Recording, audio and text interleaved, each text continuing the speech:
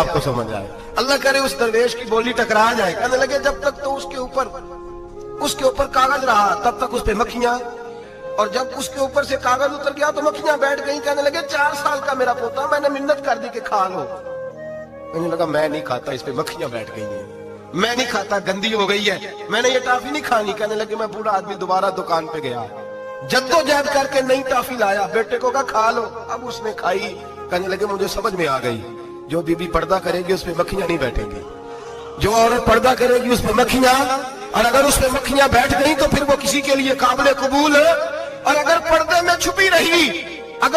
چھپی رہی اور بھائی قیمتی چیزوں کو غلاف چڑھتے ہیں، کسی نے کبھی کیمسٹری غلاف میں نہیں چھپائی، فزکس نہیں چھپائی، کبھی کسی شاعر ادیب نے اپنا لکھا ہوا شاعری کا کلام نہیں چھپایا۔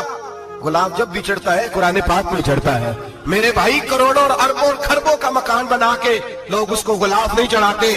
غلاف جب بھی چڑھتا ہے بیت اللہ کو ہی چڑھتا ہے، جو چیز قیمتی ہوتی ہے وہ غلاف پہ ہوتی ہے۔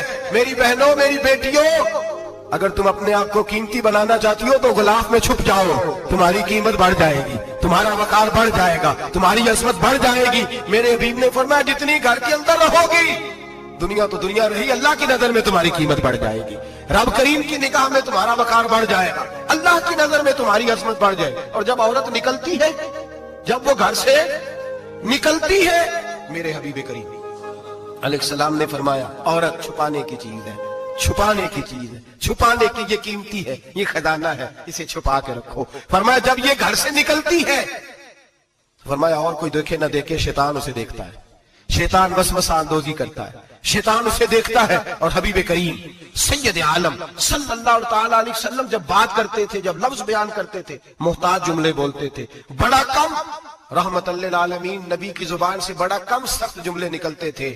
میرے حبیب نے لفظ ادا کیے، سخت جملے۔ میرے کریم نے فرمایا جو عورت، یہ جو مائیں بہنیں سن رہی ہیں خدا را آگے پہنچائیں، آپ بھی گھر میں جائیں تو یہ والا واز اپنے گھر میں پہنچائیں، سنائیں۔